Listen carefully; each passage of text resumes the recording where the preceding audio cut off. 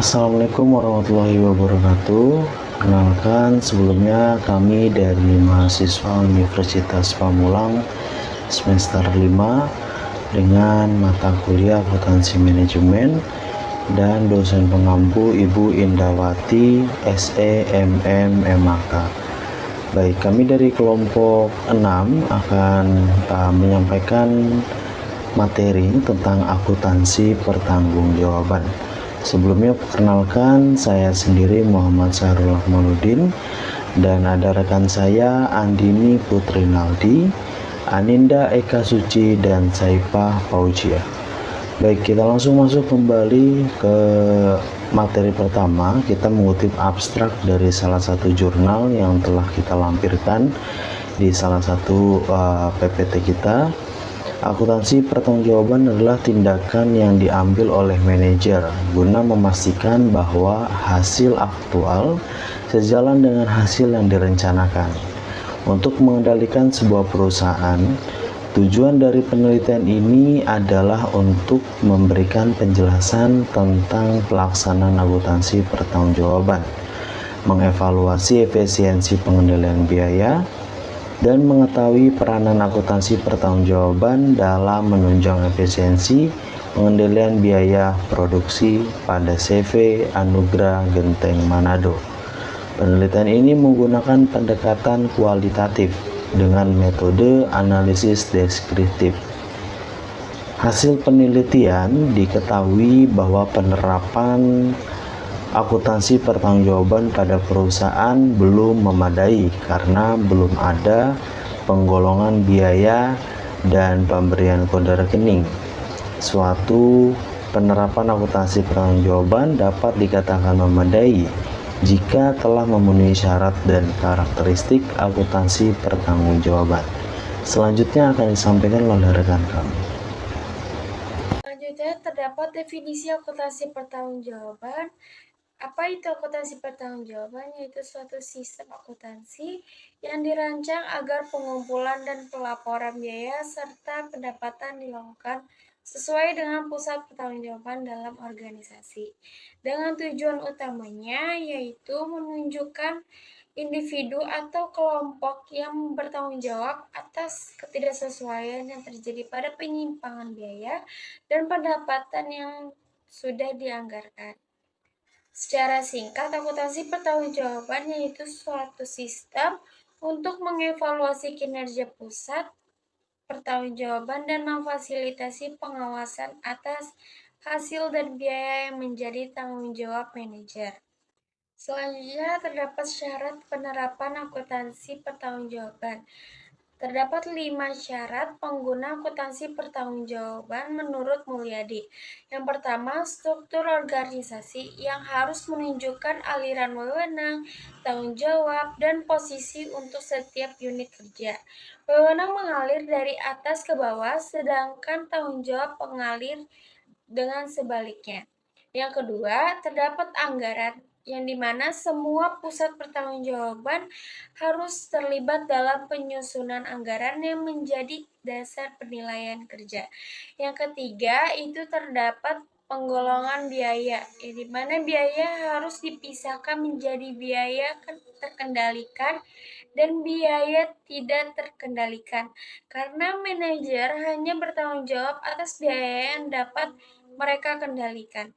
Yang keempat, sistem akuntansi biaya, yang dimana setiap tingkatan manajemen atau pusat biaya dibebani biaya yang terjadi dan dipisahkan antara biaya terkendalikan dan tidak terkendalikan, dan diklasifikasikan atau diberi kode sesuai tingkatan manajemen.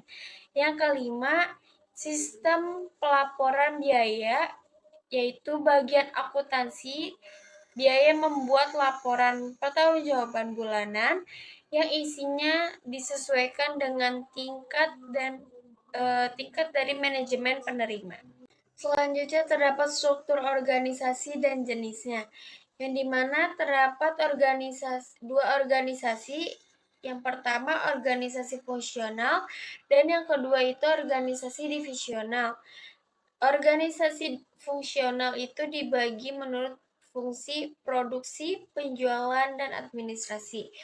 Yang dimana pusat pertanggungjawaban produksi itu terdapat pada pusat biaya, lanjut penjualan itu terdapat pada pusat pendapatan, dan administrasi itu terdapat pada pusat biaya. Selanjutnya, yang kedua, organisasi divisional yang dimana dibagi per divisi berdasarkan produk dan wilayahnya. Setiap divisi pun juga bertanggung jawab atas produksi dan pemasaran produknya sendiri. Oke, di sini kita bahas tentang informasi akuntansi pertanggungjawaban. Informasi ini sangat penting karena digunakan untuk menilai kinerja tiap manajer, mengontrol realisasi anggaran, dan juga memberikan motivasi kerja. Nah, data yang disusun di sini itu biasanya berdasarkan biaya, pendapatan, dan aktiva yang menjadi tanggung jawab masing-masing manajer. Lalu dalam prosesnya, setiap individu atau manajer itu harus memiliki tanggung jawab yang jelas. Kenapa?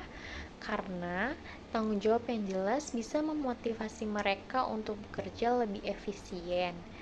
Tapi, kalau pembagian tanggung jawabnya tidak tepat, bisa menimbulkan konflik antar bagian. Jadi bisa disimpulkan bahwa penetapan tanggung jawab ini menjadi dasar penting dalam sistem akuntansi pertanggungjawaban. Oke, selanjutnya kita masuk ke bagian perencanaan, akumulasi data, dan laporan. Pada tahap ini ada 3 hal utama. Yang pertama itu ada anggaran pertanggungjawaban. Anggaran pertanggungjawaban ini berfungsi sebagai dasar evaluasi kinerja tiap pusat pertanggungjawab. Di sini hanya dimasukkan biaya yang memang bisa dikendalikan oleh manajer saja. Terus yang kedua ada akumulasi data, di mana data dikumpulkan sesuai dengan jaringan pertanggungjawaban yang sudah ditetapkan. Dan yang terakhir ada laporan pertanggungjawaban. Laporan ini digunakan sebagai alat untuk mengukur efektivitas dan efisiensi manajemen. Jadi, melalui 3 tahap ini, organisasi bisa menilai apakah tiap bagian ini sudah sesuai target atau belum. Seperti itu. Kemudian kita masuk ke bagian penentuan pihak yang mengendalikan biaya. Di sini konsep utamanya adalah keterkendalian biaya atau controllability. Secara tradisional, seseorang yang memiliki wewenang untuk mengendalikan suatu tindakan juga harus bertanggung jawab atas biaya yang timbul dari tindakan tersebut.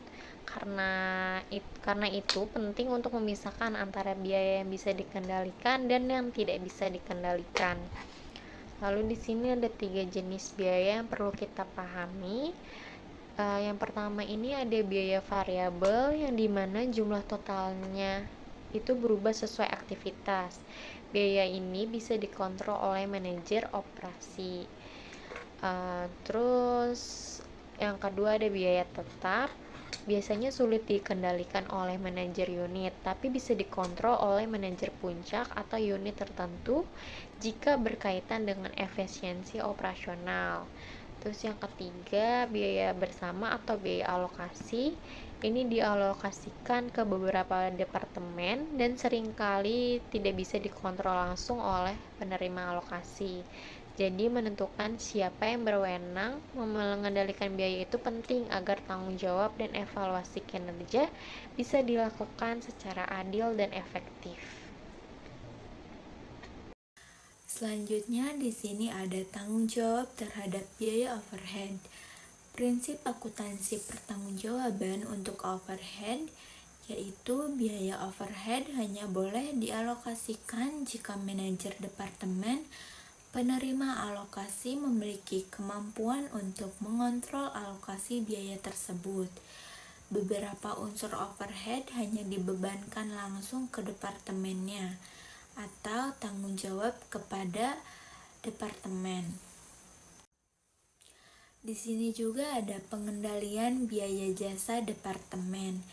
Sistem akuntansi dapat mendistribusikan biaya departemen pemberi jasa ke departemen pemakai jasa berdasarkan jam pelayanan atau aktivitasnya. Dan juga perbandingan satu. Di sini contohnya ada membandingkan biaya sesungguhnya departemen jasa dengan biaya yang dibayarkan departemen pemakaian jasa. Perbandingan 2. Pada departemen pemakai membandingkan biaya yang dianggarkan dengan biaya yang dibebankan oleh departemen jasa. Kepala departemen pemakai bertanggung jawab terhadap jumlah jasa yang dibeli dan biaya yang dibebankan ke departemennya. Di sini juga ada analisis penyimpangan anggaran. Pengendalian biaya tujuan utama adalah pengendalian biaya yang membandingkan biaya sebenarnya dengan biaya yang dianggarkan. Pentingnya anggaran fleksibel. Anggaran statis akan menyesatkan jika volume kegiatan sesungguhnya berbeda dari yang direncanakan. Anggaran fleksibel disesuaikan dengan volume sesungguhnya, mengukur berapa biaya yang seharusnya dikeluarkan dalam kondisi tertentu atau volume aktual, dan juga membandingkan biaya sesungguhnya dengan biaya yang dianggarkan pada volume sesungguhnya adalah cara untuk mengetahui efisiensi biayanya. Selanjutnya, tindakan lanjutan. Laporan penyimpangan harus dianggap sebagai pertanyaan, bukan jawaban.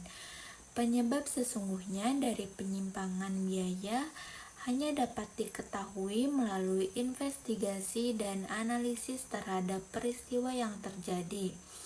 Laporan penyimpangan harus menunjukkan betapa pentingnya penyimpangan tersebut agar manajemen fokus pada masalah yang berdampak pada keuntungan.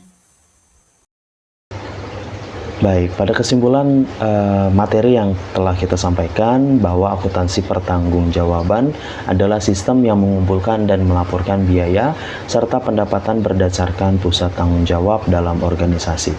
Tujuannya untuk menilai kinerja manajer atas biaya yang dapat mereka kendalikan. Dengan struktur organisasi yang jelas dan pemisahan biaya terkendali, sistem ini menjadi alat pengendalian manajemen yang efektif.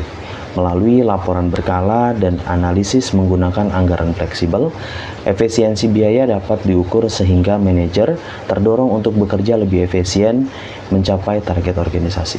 Sekian materi yang telah kita sampaikan, kurang lebihnya kami mohon maaf. Wassalamualaikum warahmatullahi wabarakatuh.